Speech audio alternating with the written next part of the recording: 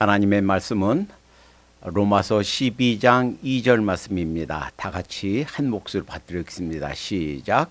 너희는 이 세대를 본받지 말고 오직 마음을 새롭게 함으로 변화를 받아. 아멘. 질문 드리겠습니다. 사람이 변화할까요? 변화 안 할까요? 대부분 제 질문이 끝나자마자 아이고 목사님, 사람은 안 변해요, 이렇게 말하는 사람이 많을 것입니다. 마치 그 말이 맞는 것처럼 보입니다. 우리나라 속담에 3살 버릇 80까지 간다. 그러니까 뭐예요? 어렸을 때 이루어진 성품, 습관, 성격이 끝까지, 사람 죽을 때까지 끝까지 간다, 이런 말이에요. 집에서 새는 바가지 밖에서도 샌다. 재버릇 개주나 이런 말이 있죠. 그러니까 사람은 변하지 않는다, 이렇게 생각할 수가 있습니다. 그런데 이 질문에 대한 대답이 교육, 정치, 법률, 사회 체제에 막대한 영향을 줍니다.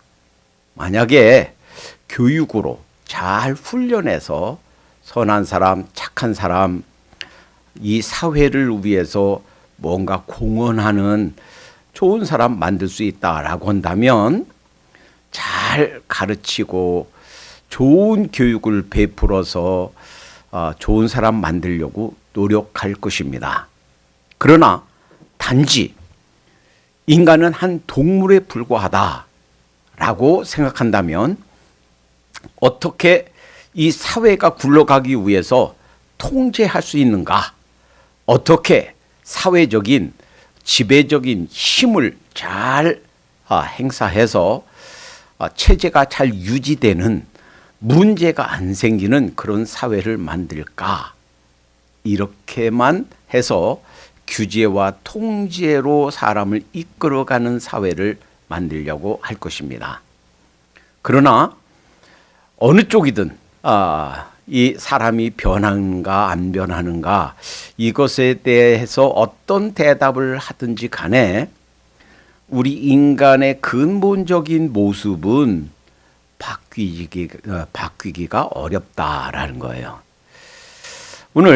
오늘서부터 12주, 그러니까 약 3달 동안 어떻게 우리 영혼이 예수님 안에 깊이 뿌리 박을 수 있는가? 다시 말하면 어떻게 영적으로 성장한 사람으로 살 수 있는가? 성장한 사람들의, 영적 성장한 사람들의 특징은 무엇이고 어떻게 해서 그렇게 살 수 있는가, 그렇게 성장할 수 있는가에 대해서 하나님의 말씀을 듣도록 하겠습니다. 오늘 말씀 가운데, 오늘 말씀은 로마서 12장 2절의 전반절이에요. 전체 말씀 중에 half, 절반이에요. 그런데 그 짧은 말씀 속에 변화라는 헬라어 단어가 2개나 쓰였습니다. 첫째는 너희는 이 세대를 본받지 말고 할 때 본받다 하는 말, 헬라어 스케마에서 파생된 말인데 메타스케마티조라는 말은 변화를 의미하는데 외적인 변화예요. 우리가 가끔 너무 단조로울 때 변화를 주죠. 머리도 뽀글뽀글 볶았다가 스트레이트 파마 했다가 또 빨갛게 물들였다가 또 누룩구름하게 물들였다가 변화를 주죠. 옷도 예전에는 좀 나팔 바지를 입었어야 돼요. 제가 고등학교 때는 나팔이 8인치 넘어가면 아침에 그 등교할 때 재가지고 그 학생부장 선생님이 가위로 그냥 잘라놨어요. 저는 규율부장으로 그 옆에 서서 지키고 있다가 학생부장 학생 주임 선생님이 그 자르는 거 보면서 그 후배들 혹은 이제 동기들 잘리는 거 보면서 마음이 아팠던 적이 있어요. 그러니까 바지통도 나팔바지로 길어졌다, 쫄쫄이 됐다. 이게 변화예요. 이렇게 외형적인 변화, 이것을 메타스케마티조, 즉 외형적인 변화입니다. 오늘 이 세대를 본받지 말고 할 때 이 첫 번째 쓰인 변화가 이런 변화예요. 그런데 두 번째 헬라어 단어가 쓰여 있는데 오직 마음을 새롭게 함으로 변화를 받아라고 할 때 변화는 메타모르포 하는 변화예요. 이 변화는 그래서 이 어려운 헬라어는 몰라도 돼요. 외형적인 변화가 있고 내면의 변화가 있구나. 마음을 새롭게 함으로 변화를 받아라고 할 때 변화는 근본적인 변화예요. 존재의 변화예요. 이건 상태의 변화예요. 자아 정체성의 변화예요. 근본적인 변화를 말할 때 이때 두 번째 헬라어를 사용했습니다. 자, 예수님의 공생의 첫 번째 기적이 뭐였죠? 예, 물로 포도주를 만든 가나에서 있었던 사건이에요. 자, 전에 한번 간단히 말씀드린 적이 있습니다. 이 변화에는 물리적 변화가 있고 화학적 변화가 있다고 그랬어요. 자, 예를 들어 보죠. 자, 이제 엄마가 이제 떡을 만드는데 이제 찹쌀하고 맵쌀하고 조금 섞어서 쪄가지고 이제 떡이 만드는데 네모지게 사각형으로 네모지게 해서 거기다 콩가루를 묻혔어요. 그럼 무슨 떡이에요? 임절미죠. 그런데 거기다가 그냥 주먹으로 그냥 떼서 주물주물해서 둥그렇게 해서 거기다 팥고물을 묻혔어요. 무슨 떡이에요? 팥떡이에요. 콩고물로 묻힌 임절미나 팥고물 묻힌 팥떡이나 속에는 뭘로 만들어져 있어요? 찹쌀과 맵쌀, 쌀로 만들어졌죠. 똑같아요. 모양만 다르지 근본 성분은 같아요. 이런 변화를 물리적 변화, 외형의 변화입니다. 그런데 잘 보세요. 떡이 있어요. 근데 떡만 먹으면 너무 목마를 것 같아. 그래서 오렌지를 짜가지고 오렌지 주스를 만들었어요. 그럼 떡과 오렌지 주스는 전혀 다른 성분이에요. 원소가 틀려요. 전혀 별개예요. 예수님이 행하신 첫 번째 기적은 물로 포도주를 만든 것이고 이것은 화학적 변화입니다. 그러니까 떡은 10년 지나고 100년 지나고 1000년 지나고 만년 지나도 그냥 떡이에요. 포도주는 그리고 이 오렌지 주스는 5년 지난다고 10년 지난다고 100년 지난다고 이 오렌지 주스가 떡이 안 돼요. 끝까지 그냥 떡은 떡이고 오렌지 주스는 오렌지 주스예요. 이 변화가 화학적 변화고 이 화학적 변화는 누구만 할 수 있느냐? 이 우주 천지 만물 지으신 조물주 창조주 하나님만이 하실 수 있는 것이다 라는 거예요. 그러니까 예수님이 이 가나의 혼인잔치에서 보여주신 기적은 나는 너희들하고 똑같이 인간의 몸을 입고 이 세상에 왔지만 사실은 이 우주 천지 만물을 지으신 조물주가 바로 나다 하는 걸 보여주신 거예요. 모든 인간의 생사화복, 너희가 태어나고 죽는 것, 이 우주 만물, 이 기가 막힌 우주 만물을 조성한 자가 나다. 내가 바로 너 인생의 주인이고 내가 너희 창조자, 크레이터, 창조자고 조물주다 하는 것을 보여주신 거예요. 그런데 이 기적에는 그 이상의 아주 깊은 의미가 담겨 있습니다. 많은 사람들이 그걸 깨닫지 못하고 있지만 그냥 보여주신 게 아니에요. 이 요한복음 2장의 가나의 혼인잔치 바로 직후에 3장에 나오는 사건은 니고데모가 예수님께 찾아와서 나눈 대화의 내용입니다. 그 중에 요한복음 3장 5절, 6절, 7절에서 예수님이 이렇게 말씀하십니다. 사람이 물과 성령으로 나지 아니하면 하나님 나라에 들어갈 수 없느니라 그랬어요. 자, 그것이 뭐예요? 변화예요. 바로 직전에 가나의 혼인잔치에서 보여주신 변화 중에 물이 포도주로 변하는 것은 화학적 변화죠. 근본적인 변화예요. 우리 존재의 변화예요. 내적인 변화예요. 자연적으로는 결코 일어날 수가 없는 변화예요. 50년 지나도 100년 지나도 변하지 않는 전혀 다른 존재로, 다른 요소로 변하는 정체성의 변화예요. 근데 그 정체성의 변화가 누구를 통해서 일어난다고요? 물과 성령으로. 물은 말씀, 하나님 말씀을 상징해요. 하나님의 말씀과 성령님의 역사로 다시 태어난다 하는 거예요. 예수님이 니고데모가 잘 이해하지 못하자 그렇게 얘기합니다. 육으로 난 것은 육이요, 성령으로 난 것은 영이니 내가 거듭나야 되겠다 하는 것을 이상히 여기지 말라. 그러니까 근본적인 변화, 사람이 하나님의 자녀가 아닌 상태에서 요한복음 이후에 표현대로라면 사탄의 어둠의 자식, 사탄의 자식에서 하나님의 자식으로 옮겨가는 그런 변화. 이것은 뭘로만 가능하다? 성령님과 하나님 말씀으로만 가능하다 하는 것을 벌써 이 2장 가나의 혼인잔치에서 그 변화에 대해서 암묵적으로 가르쳐주고 계신 줄로 믿습니다. 그러니까 이 예수님이 첫 번째 행하신 기적과 그 다음에 곧바로 이 니고데모와의 대화를 통해서 가르쳐 주신 가르침은 변화, 이것은 사람의 힘으로 되는 것이 아니야 라는 거예요.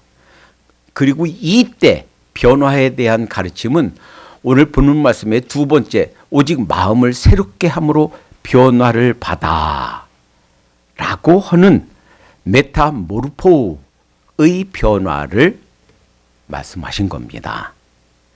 자, 그러면 이 첫 번째, 마음을 새롭게 함으로 변화를 받아, 이것에 대해서 조금 더 깊게 묵상해 보겠어요. 그러니까 우리가 이전에는 어둠의 자녀, 사탄에게 속한 자였어요. 전혀 하나님과 관계없는 사람이었어요. 그런데 하나님의 자녀로 태어나는 그 존재, 즉 정체성이 변화하는 이 변화, 이 변화의 특징이 몇 가지가 있는데, 첫 번째, 이 변화는 사람의 힘으로, 사람의 노력으로 할 수 없는 변화다라는 거예요. 한번 생각해 보세요. 내가 예수님에 대한 진리, 이 십자가의 은혜, 이 대속의 깊은 이 진리를 깨닫고 제일 먼저 누가 걱정돼요? 내 아내가, 내 남편이, 내 자식이, 내 엄마 아빠가 걱정돼서 복음을 전하죠.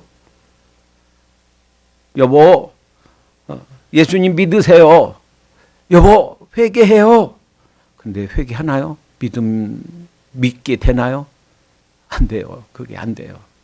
아무리 믿으라고 해도, 회개하라고 해도 못해요. 왜요? 이건 사람의 힘으로 할 수 없는 거예요. 누구만 할 수 있나? 하나님만 할 수 있는 거예요. 그러니까 50년, 100년, 500년, 1000년 지나도 육으로 난 것은 육이요. 그러니까 육으로 난 것은 이게 바뀌지가 않아요. 또 성령으로 난 것은 영이다. 그러니까 육으로 났을 뿐만 아니라 성령님으로 인해서 다시 태어나야 되는 거다. 인간의 힘으로 되는 것이 아니다라는 거예요. 여기에서 우리가 깊은 것을 깨달아야 됩니다. 내가 어느 순간 어떻게 해서 내가 예수 믿게 됐네. 이것이요, 내가 선한 사람이 착하고 해서 된 것 같지만 그렇지가 않아요. 내가 이해하고 깨닫지 못하는 순간 하나님이 나를 움직이셨구나. 하나님이 나에게 은혜 주셨구나. 이것이 하나님 사랑과 은혜인 줄로 믿습니다. 감사해야 되겠어요.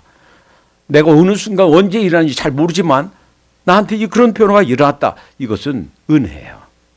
사람의 힘으로 할 수 없는 거예요. 그래서 전도할 때도 그냥 우리 자녀들이나 우리 친척들, 형제들에게 믿으라고 아무리 그렇게 호소를 해도 안 돼요. 안 믿어지는데 어떻게 믿어요? 그 믿음은 하나님께서 주셔야 돼요. 그러니까 이제 이렇게 우리가 그 믿어야 될 그 대상이 있으면 무릎 꿇어야 돼요. 하나님, 내 아내, 내 남편, 내 자식, 내 동생, 내 오빠, 예수님 믿게 해주세요. 하나님께서 그 마음을 움직여 주세요. 하나님께서 은혜 주세요. 하나님께서 주시면 가능한 줄로 믿습니다. 사람이 흉내내서 할 수 없는 거예요.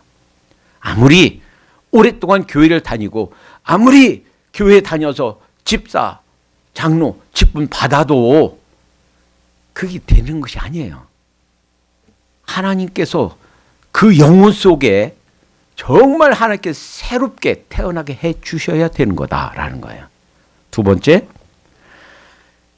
이것은 이 변화, 오직 마음을 새롭게 함으로라고 할 때 이 변화는, 근본적인 내적인 변화는 하나님 나라, 보이지 않는 이 하나님 나라에 들어가는 관문이에요. 그러니까 그거 죽어봐야 알지요. 물론 죽으면 우리가 세상 떠나면 이제 확실히 알게 되지만 그 이전에 하나님 나라는 들어가는 거예요. 어떻게 들어가는가? 하나님 나라에 들어가는 문, 어떻게 문 열고 들어가는가? 그 관문에 들어가는 거, 그것이 물과 성령으로 거듭나는 거예요. 이것은요, 돈으로도 안 되고 아무리 열심 내서도 안 되고, 때로는 특히 지금 로만 캐톨릭 천주교회 다니는 사람이나 아니면 태어날 때부터 내가 모태신앙이다. 내가 엄마 뱃속에 있을 때부터 난 예수 믿었어. 난 태어나자마자 나는 유아 세례 받았어. 그리고 지금까지 신앙생활 해 오신 분들은 이 문제 심각하게 생각해야 됩니다. 내 부모님이 나를 신앙 가운데 나를 잉태했어도 그것으로 하나님 자녀가 되지 않습니다. 이 두 번째 변화, 오늘 오직 마음을 새롭게 함으로 변화를 받아라고 한 메타모르포, 이 변화는 그냥 오랫동안 교회 생활 한 것으로 되는 것이 아니다라는 거예요. 하늘나라에 들어가는 관문인데, 그래서 금년 이제 새해 시작해서 새해 벽두이죠. 지금 이제 새벽이에요. 새해 새벽.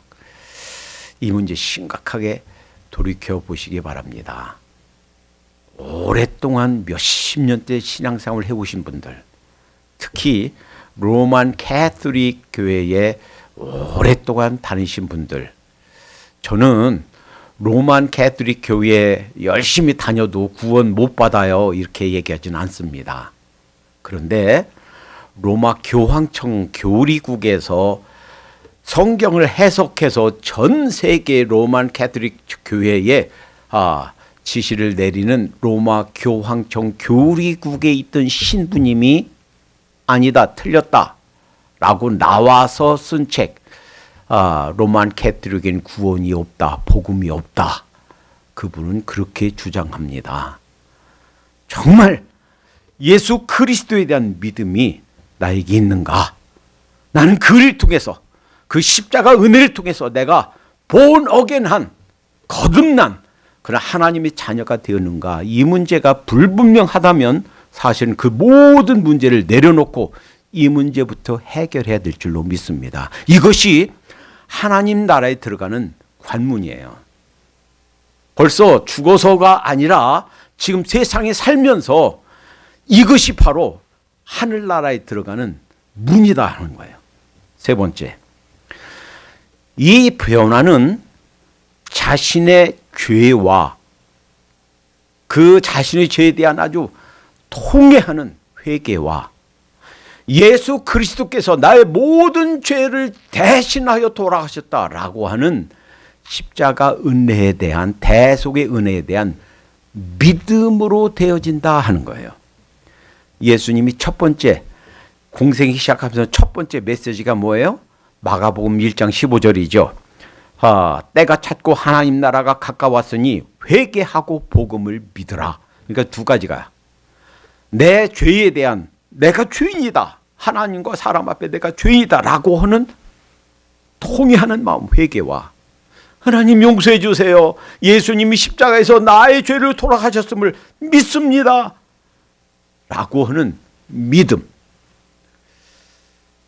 이 마가복음의 마지막 장은 16장이에요. 그리고 16장 16절에는 이렇게 말합니다.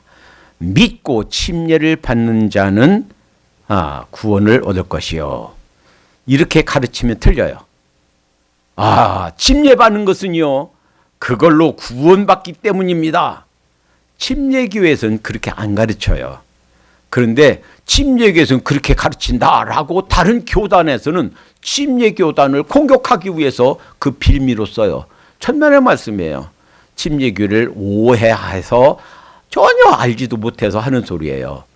오히려 그 반대예요. 침례교회에서는 이렇게 가르쳐요.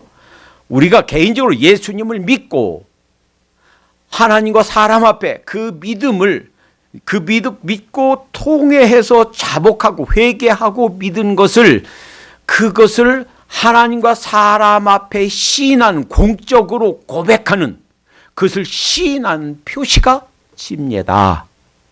그래서 나는 예수 믿습니다 하는 것을 시인하고 고백하는 것이 침례다라는 거예요.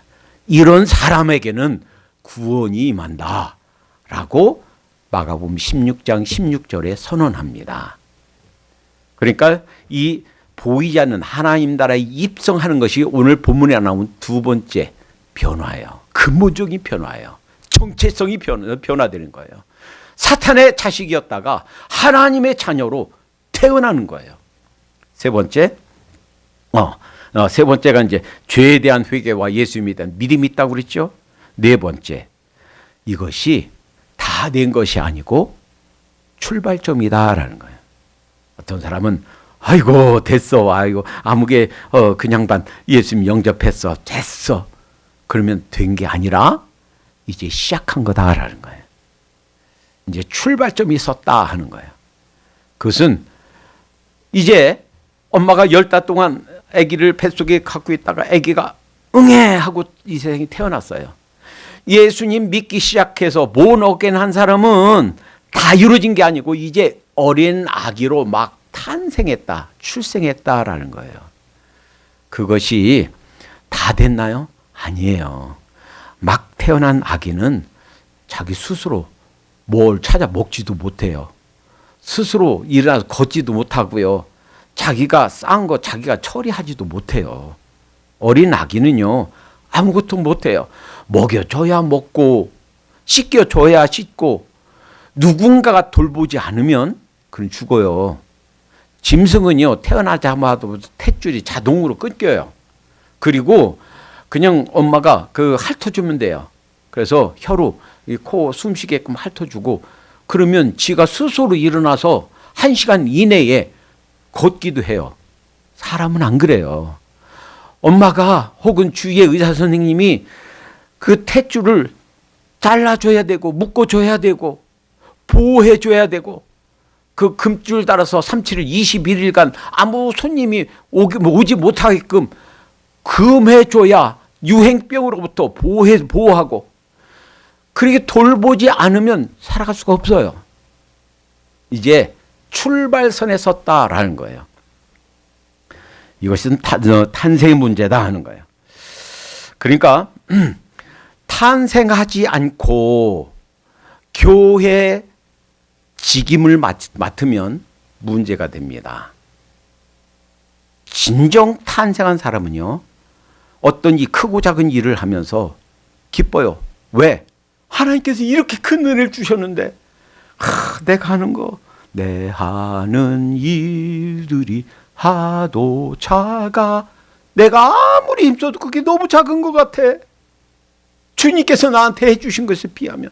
그런데 출생하지 않은 상태로 어떤 일을 하게 되면요, 자기를 드러내야 돼요. 내가 이만큼 했는데, 내가 이거 저거 했는데, 나를 안 알아주네. 내가 한 것이 얼만큼인데, 어떻게 해서라도 내가 한 거 자꾸 드러내고 싶고 쇼오프 하고 싶어요. 뭔가 또 말하고 또 말하고 문제가 생겨요. 여러분, 사람이 왜 존귀한 줄 아십니까? 왜 생명이 존귀한 줄 아십니까?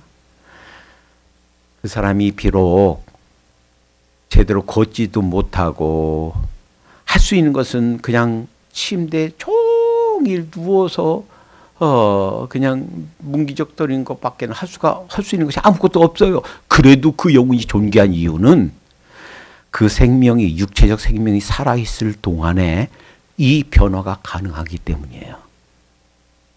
하나님께서 그의 영혼을 터치하는 순간 이제 어둠의 세력이 있다가 하나님의 아들과 딸로 태어날 가능성이 있는, 이 변화가 가능성이 있는 존재이기 때문에 존귀한 거예요. 자, 두 번째 변화. 너희는 이 세대를 본받지 말고 라고 할 때 본받다 라고 할 때 변화. 메타스케마티조의 변화.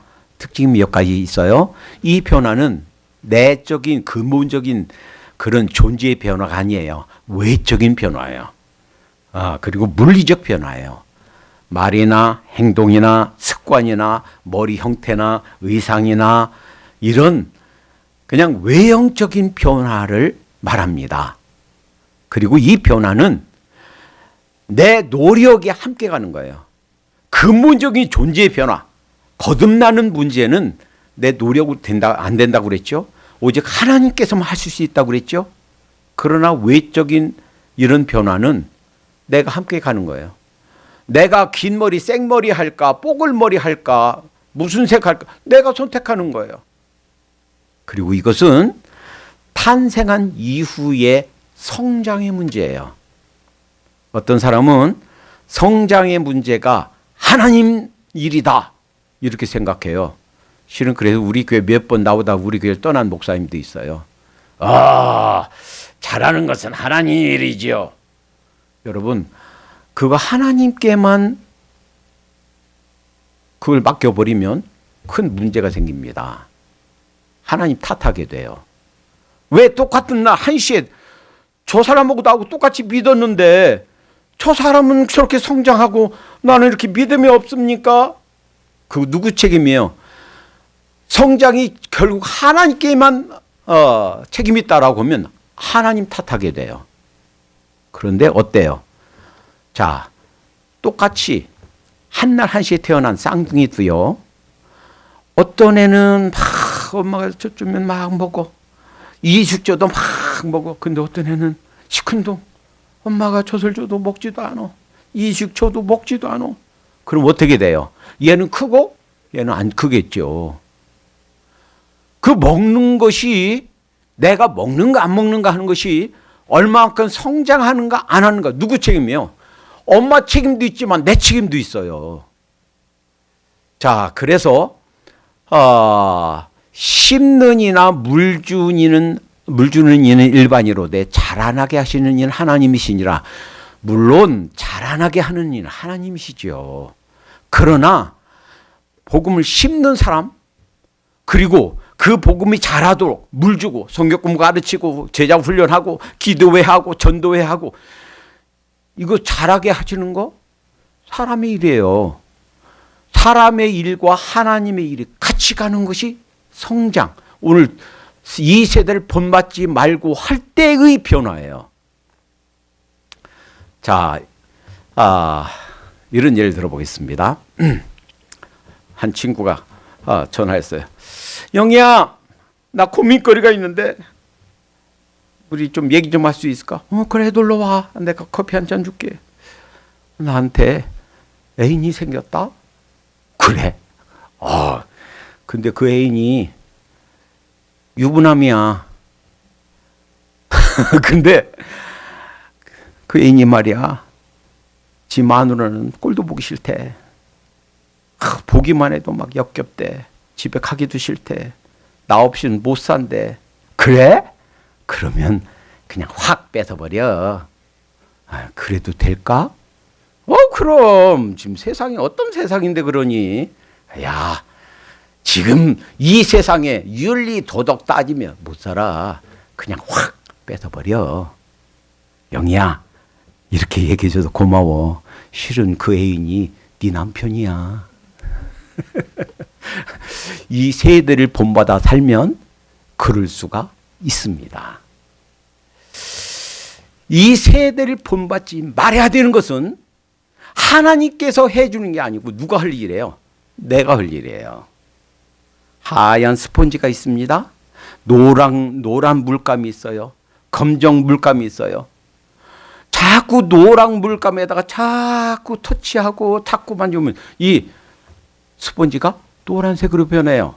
그리고 스폰지가 가는 곳마다 노란색으로 칠해져요.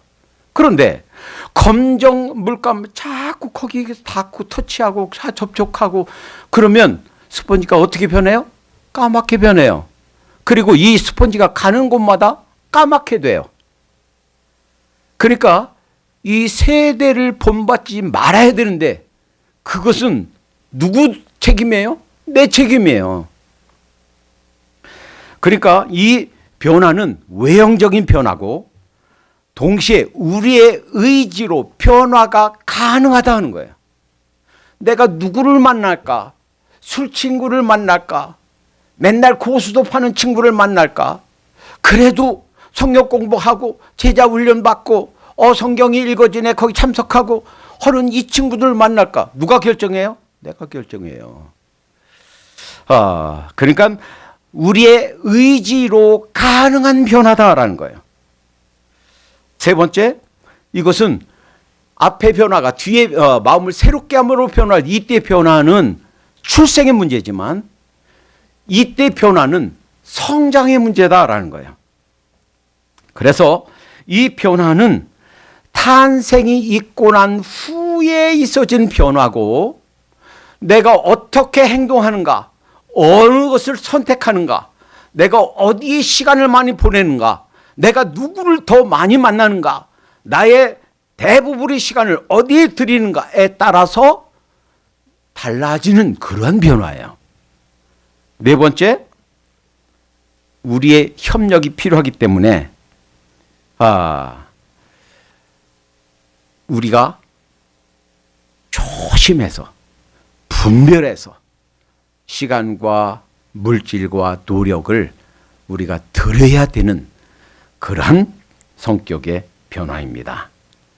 그리고 이 변화의 목표는 그리스도의 형상이 내 안에 온전히 이루어지는 그 지점이 우리의 목표예요. 갈라디아서 4장 19절에 너희 속에 그리스도의 형상이 이루기까지 다시 너희를 위하여 해산하는 수고를 하노라. 이 사도 바울이 해산하는 수고를 한대요. 누구를 위해서? 예수님 안에서 거듭난, 다시 태어난, 존재가 바뀐, 탄생한 자들이 그들 속에 그리스도의 통치가 이루어지는, 그리스도의 형상이 이루어지는 그 순간까지 자라게 하기 위해서. 그러니까 한 영혼이 성장해서 그리스도의 분량에까지 자라게 하는 일은 주위에 먼저 믿은 사람들의 책임이기도 하고 동시에 우리 본인이 스스로 노력해야 되는 지점도 있고 동시에 또 하나님께서 하시는 일이기도 하다라는 거예요. 어떤 한 사람을 제가 소개합니다. 이름은 메이블이라는 사람이에요. 그래서 구분 제가 읽어드리겠습니다. 여기 내 친구의 친구인 한 사람을 소개하고자 하는데 그녀의 이름은 메이블이다. 다음에 그는 나의 친구인 톰 슈미트가 쓴 것이다. 자, 이 글을 조금 읽어드릴 테니까 잘 들으세요. 사립 병원은 즐거운 곳이 아니다. 병원은 규모가 크고 운영 인력이 부족해서 연로하고 무력하고 외로운 상태로 죽어가는 사람들과 과다 수용하고 있다. 그러니까 사실 내가 혼자 혹은 아내나 남편이 있어서 함께 이렇게 살고 있다. 혹은 자녀와 함께 살고 있다. 이것만도 큰 축복인 줄 믿습니다. 내가 의지할 사람 없고 함께 할 사람 없어서 그냥 요양병원에서 할 일 없이 수입도 없고 나를 케어해 줄 사람도 없고 함께 지낼 사람도 없고 그래서 요양병원에서 죽는 날만 기다리고 사는 사람들 수없이 많다는 거예요. 가장 밝은 날에도 그 병원의 내부는 어둡고 질병과 퀴퀴한 소변 냄새가 난다. 나는 4년 동안 매주 2번씩 그 병원에 가지만 결코 그곳에 가는 것을 좋아하지 않았고 그 병원에서 나올 때면 늘 안도감을 느꼈다. 병원에 들어가면 냄새나고 막 퀴퀴하고 그랬다가 그 병원 나오면 이런다는 거예요. 그러던 어느 날 처음 가본 복도에 있는데 그 복도에는 최악의 상태의 환자들만 있는 것 같았다. 침상이나 휠체어에 앉아있는 환자들이 그렇게 무력해 보일 수가 없었다. 그 복도 끝에 앉아서 휠체어에 앉아있는 한 할머니를 보았다.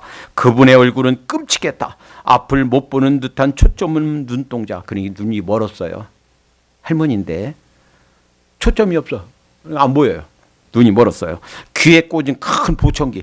그냥 못 들어요. 보청기를 큰 껴야 들어요. 얼굴 한쪽은 암으로 색깔이 변했어요. 그리고 고름이 나와요. 그 때문에 코는 찌그러졌어요. 코가 찌그러졌어요. 눈은 한쪽은 그나마 한쪽은 감겨있고 한쪽만 있어. 턱 관절이 이 관절이 찌그러져서 계속 침이 계속 줄줄줄 침이 흘러요.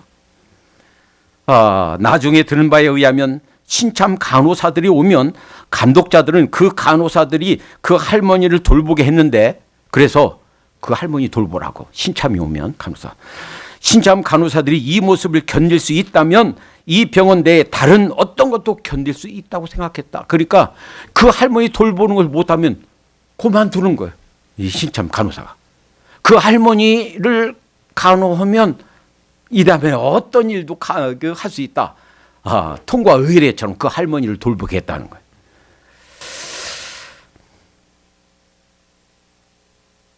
그때 89세였던 이 할머니는 눈 멀고 거의 듣지 못하고 병상에 혼자 누워서 있은 지가 25년이었다. 이야, 지금 나이가 89세인데 25년 동안 그렇게 누워 있었다. 병상에. 휠체어 타고 걷지도 못하고 누가 밀어줘야 다니고. 그 할머니 이름이 메이블이에요. 자, 그런데 내가 왜 그 할머니에게 말을 거는지 모르겠다. 그 할머니는 복도에 있던 사람들 중에 거의 반응을 보이지 않을 것 같은 사람이었다. 어쨌든 나는 그 할머니 손에 꽃을 쥐어드리고 말했다. 이것은 꽃이에요. 어버이날이에요. 그 축하드립니다. 그리고 할머니에게 꽃을 주니까 할머니는 그 꽃을 가지고 냄새를 맡으려고 하다가 그 일그러진 얼굴 때문에 말도 제대로 안 나오는데 이런 말 하는 거예요. 이 꽃이요, 고맙습니다. 그런데 다른 사람에게 주어도 될까요? 나는 눈이 멀어서 보질 못해요. 비록 몸은 그렇게 다 일그러졌는데 정신만은 똑바른 거예요. 그러면 할머니, 나는 할머니를 휠체어에 앉히고 활동이 가능한 환자를 찾아 복도를 따라갔다. 한 사람을 찾은 후에 나는 휠체어를 멈췄다. 메이블은 꽃을 내밀며 이렇게 말했다. 이거 받으세요. 예수님이 주는 거예요. 그 메이블 할머니가 다른 사람이 꽃을 주면서 나는 못 보니까 그 주면서 이거 예수님이 주는 거예요. 나는 그때 이분이 보통 사람이 아니라는 생각이 들었다. 나는 다시 휠체어를 밀어서 할머니를 병실로 모시고 가서 할머니의 사연을 들어보았다. 할머니는 작은 농장에서 태어나 자기 어머니가 돌아가실 때까지 함께 그 농장을 운영하다가 할머니가 돌아가신 후에 1950년까지 혼자서 농장을 운영했고 지금은 보지도 못하고 걷지도 못하고 그래서 이 요양원에 들어와 있다라고 말했다. 여러분, 수십 에이커 땅이 있어도요, 내가 그 경작할 수 없으면 아무것도 아니에요. 아무 쓸데없는 거예요. 함께 할 수 있는 아내가 있고 남편이 있고 자식이 있고 형제가 있다는 거, 우리에게는 말할 수 없는 큰 축복인 줄로 믿습니다. 아무도 없으니까, 형제도 없고 자식들도 없고 아무도 없으니까 이제 말년을 25년째 그 병원에서 혼자 침을 계속 흘려가면서 이렇게 지내는 거예요. 그러나 끊임없이 두통, 요통, 위통, 게다가 암까지 그 할머니를 침범해 오지만 그 할머니의 정신만큼은 아주 명쾌하고 뚜렷했다는 거예요. 메이블 할머니와 나는 친구가 되었고 그 후 3년간 매주 2번씩 할머니를 만났다. 할머니는 나를 만날 때마다 침대 옆에 있는 사탕을 건네주면서 할머니께 성경을 읽어드리다가 중간에 잠깐 쉬면 하나님의 할머니 기억을 따라 할머니 제가 무슨 말 읽어드리는지 기억하세요? 그러면 기억해요 하면서 읽어준 그 성경을 보지도 못하고 그런 할머니가 줄줄줄줄줄 읽어준 성경 내용을 얘기하는 거예요. 그 말씀을 한 글자도 틀리지 않고 외우시곤 하셨다. 그리고서는 찬송가를 불러드린 적도 있는데 그 할머니는 오래된 찬송가의 가사를 다 기억하는 거예요. 이것은 단지 기억력에서만 나온 것이 아니었다. 할머니는 찬송을 부르시다가 중간에 멈추고 자신의 상황과 특별히 관련이 있다고 생각하는 구절에 간단한 말을 덧붙이곤 했다. 나는 할머니를 만날수록 내가 할머니에게 도움이 될 거라고 생각했는데 오히려 내가 그 할머니로부터 무한한 것을 배우기 시작하는 거예요. 그래서 이제 할머니를 만날 때마다 노트북을 가지고 가서 그 할머니가 얘기하는 것을 적기 시작하는 거예요. 기말고사로 복잡했던 어느 주 동시에 10가지를 생각해야 하는 나의 상황 때문에 낙심했다. 메이블 할머니는 매 시간 매주 매일 지금이 낮인지 밤인지도 모르고 무슨 생각을 하십니까? 라고 물으면 이렇게 말하는 거예요. 나는 예수님이 나에 대해서 해준 너무나 큰 것들을 생각하고 있어. 그 예수님이 나를 위해서 얼마나 크고 아름다운 것들, 놀라운 것들을 나에게 해주시는지 몰라. 나를 위해서 행하신 예수님의 은혜가 얼마나 큰지 몰라. 여러분, 비록 육체는 자유롭지 못하고 보지도 못하고 잘 듣지도 못하고 자기 힘으로 움직일 수는 없지만 그 속에서는 끊임없이 그 예수님에 대한 감사와 그 은혜에 대한 찬양이 흘러나왔다 하는 거예요. 가진 것이 뭐 있어요? 주위 사람들이 준 사탕 몇 개. 줄 것이 없으니까 그 사탕이라도 주려고, 나눠주려고. 어떻게 해서 누구에게 뭐라도 주려고 하는 끊임없이 감사와 끊임없이 주님에 대한 사랑을 고백하는 이 할머니. 여러분, 우리가 달려나가야 될 모습은 그 그리스도의 형상이 충만한 그 지점입니다. 메이블 할머니처럼 그렇게 우리도 성장해 가십시다. 이제 금년 한 해 그리고 남은 우리 인생들은 주님 안에서 이렇게 성장해 가며 또 주님께 영광 드리는 그런 삶을 살도록 하십시다. 기도합니다. 사랑의 주님, 우리가 가져야 될 두 가지 변화, 새로운 탄생의 변화, 주님께서만 하실 수 있는 일인 줄로 믿습니다. 먼저 저희 자신들의 거듭남을 돌아보게 하시고 저희 가까이에 이 거듭나는 것이 필요한 사람이 있다면 하나님 끝까지 그를 위해서 기도할 수 있도록 인도해 주시옵소서. 주님 안에서 성장하는 변화, 끊임없이 이 세상 풍조에 대해서 노라고 답하고 끊임없이 우리가 주님의 모습으로 닮아가기 위해서 하늘 양식을 섭취하고 또 기도와 또 영적 성장을 위해서 끊임없이 움직이는 저희가 될 수 있도록 인도해 주시옵소서. 이 메이블 할머니처럼 그렇게 장성한 그리스도의 분량까지 성장해가는 저희가 될 수 있도록 인도해 주시옵소서. 예수님의 이름으로 기도하옵나이다. 아멘. 내가 걸어갈 때